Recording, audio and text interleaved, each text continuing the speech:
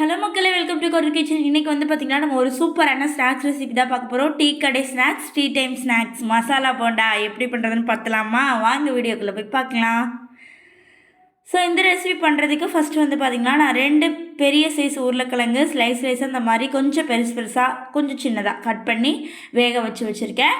நீங்கள் குக்கரில் வேக வைக்கிறீங்கன்னா அப்படியே கூட வேக வைக்கலாம், ஒன்றும் தப்பு இல்லைங்க. கட் பண்ணாமல் கூட வேக வைக்கலாம். நான் வந்து இந்த மாதிரி ஒரு பாத்திரத்தில் தண்ணி சேர்த்து அதில் வேக வச்சுட்ருக்கேன், அதனால் சின்ன சின்னதாக கட் பண்ணியிருக்கேன். ஸோ இது நல்லா வெந்ததுக்கப்புறமா தோல்லாம் எடுத்துகிட்டு உருளைக்கிழங்க நல்லா மசிச்சுக்கலாம். இப்போ ஸ்டவ் ஆன் பண்ணி ஒரு கடாய் வச்சுக்கோங்க. அந்த கடாயில் ஒரு 2 ஸ்பூன் வந்து ஆயில் ஆட் பண்ணிக்கோங்க, குக்கிங் ஆயில்.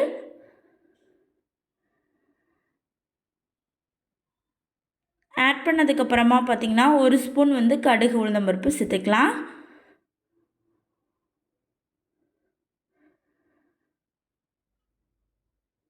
இது நல்லா ஓரளவுக்கு நல்லா பொரிஞ்சதுக்கப்புறமா நம்ம வெங்காயம் ஆட் பண்ணிக்கலாம். பெரிய வெங்காயம் ஆட் பண்ணிக்கிறேங்க. நான் அன்றைக்கி ஒரு பெரிய வெங்காயம் எடுத்து அதை சின்ன சின்னதாக பொடி பொடியாக கட் பண்ணி அதை வந்து நம்ம ஆட் பண்ணிக்கலாம்.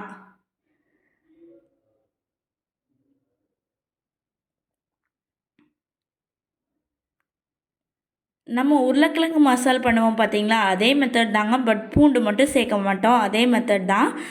ஸோ பெரிய வெங்காயம் சேர்த்து நல்லா மிக்ஸ் பண்ணி விட்டுலாம். பெரிய வெங்காயம், அதுக்கப்புறம் வந்து பார்த்திங்கன்னா கருவேப்பிலை வந்து சின்ன சின்னதாக கட் பண்ணி சேர்த்துருக்கேன். பெருசாக இருந்துச்சு என்கிட்ட, அதனால் சின்ன சின்னதாக கட் பண்ணிக்கிறேன். இந்த மாதிரி கட் பண்ணி சேர்த்துட்டு நல்லா இந்த வெங்காயத்தை வதக்கி விட்டுருங்க. இந்த ரெசிபி பண்ணுறது ரொம்ப ரொம்ப ஈஸிங்க. ஒரு 10 மினிட்ஸ்லேயே பண்ணிடலாம், ரொம்ப குயிக்காக. நம்மளுக்கு உருளைக்கிழங்கு மட்டும் வெந்து வந்துருந்துச்சுன்னா போதும், டக்கு டக்குன்னு வேலை முடிஞ்சிருங்க. இப்போ நம்ம உருளைக்கிழங்குல வந்து நம்ம உப்பு சேர்த்து வேக வைக்கல அப்படிங்கிறதுனால நான் 1 ஸ்பூனே சேர்த்துக்கிறேன். இல்லை நீங்கள் வேக வச்சுருந்தீங்கன்னா 1/2 ஸ்பூன் உப்பு மட்டும் சேர்த்தா போதும். உப்பு காரம் ரெண்டுமே சேர்க்கும்போது பிகினர்ஸாக இருந்தீங்கன்னா தயவு செஞ்சு செக் பண்ணிக்கோங்க. அதாவது டேஸ்ட் எப்படி இருக்குது அப்படின்னு செக் பண்ணிக்கிட்டிங்கனாலே காரம் வந்து அதிகமாக போகாது, உப்பு வந்து அதிகமாக போகாது. ஏன்னா காரம் உப்பு ரெண்டுமே அதிகமாக போச்சுன்னா அந்த டிஷ் வந்து வேஸ்ட்டாக போயிடும், அதனால் சொல்கிறேன்.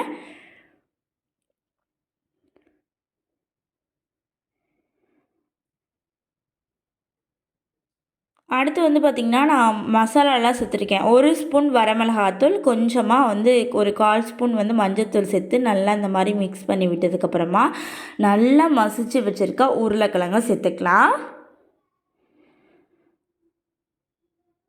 சேர்த்து ஒரு 3 மினிட்ஸ் நல்லா அந்த மசாலாவோட கிண்டி விட்டுட்டோம் அப்படின்னா நம்மளுக்கு சூப்பரான சுவையாக அந்த மசால் வந்து ரெடி ஆயிடும். இது வந்து பொரியல் மாதிரி தாங்க. ஸோ இதை வந்து நம்ம பொரியலாக வச்சு கூட சாப்பிட்லாம். இதே மாதிரியே செஞ்சு எதுவும் இது பண்ணாமல் பொரியலாக வச்சு சாப்பிட்லாம். இல்லை இந்த ஆலு பராத்தா பண்ணுவோம் பார்த்திங்களா, அதுக்குள்ளே ஸ்டஃபிங்காக யூஸ் பண்ணலாம். அந்த மாதிரி இந்த உருளைக்கிழங்கு இந்த மசாலா வச்சு நிறைய ரெசிபிஸ் பண்ணலாம். நான் ஒவ்வொன்றா உங்களுக்கு வந்து வரப்போகிற வீடியோஸ்லலாம் சொல்கிறேன்.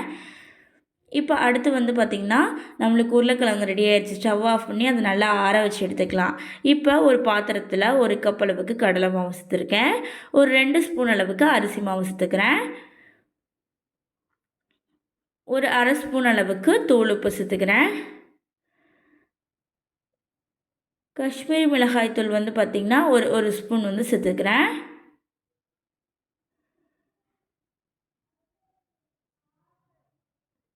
அடுத்து வந்து தண்ணி ஊற்றி நல்லா மிக்ஸ் பண்ணிக்கணுங்க. இது வந்து ஒரு பஜ்ஜி மாவு சொல்லுவோம் பார்த்திங்களா, அந்த மாதிரி பதத்துக்கு நம்ம வந்து இதை தண்ணி ஊற்றி நல்லா மிக்ஸ் பண்ணி எடுத்துக்கணும்.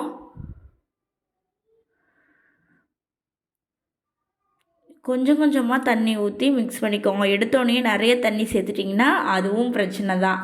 ஸோ கொஞ்சம் கொஞ்சமாக தண்ணி சேர்த்து அந்த பதம் வர வரைக்கும் நீங்கள் வந்து நல்லா இந்த மாதிரி கரண்டியோ இல்லை இந்த மாதிரி ஒரு விஸ்கோ இந்த மாதிரி எது வேணாலும் வச்சு நல்லா கட்டிகள் இல்லாமல் நல்லா இந்த மாதிரி கலந்து விட்டுருங்க.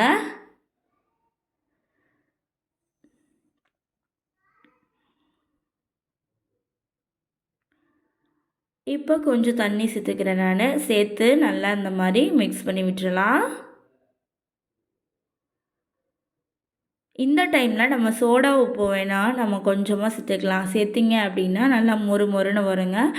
பட் சோடா உப்பு சேர்க்கறது ஒரு சாய்ஸ் தான். சேர்க்கறதுனா சேர்க்கலாம், இல்லைன்னா விட்டுறலாம். நான் வந்து இன்றைக்கி சேர்க்கல.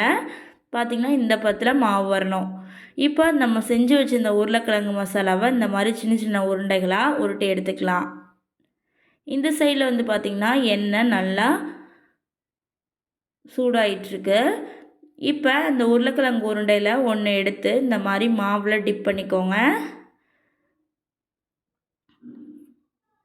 பண்ணி இதை அப்படியே எடுத்து நம்ம எண்ணெயில் சேர்த்தோம் அப்படின்னா நம்மளுக்கு உருளைக்கிழங்கு மசால் போண்டா ரெடி ஆயிடுச்சு.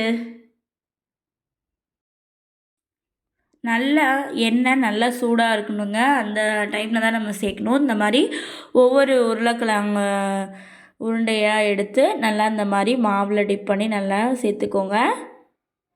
சேர்த்திங்கனாலே நம்மளுக்கு உருளைக்கிழங்கு மசால் போண்டா ரெடி ஆகிடும்.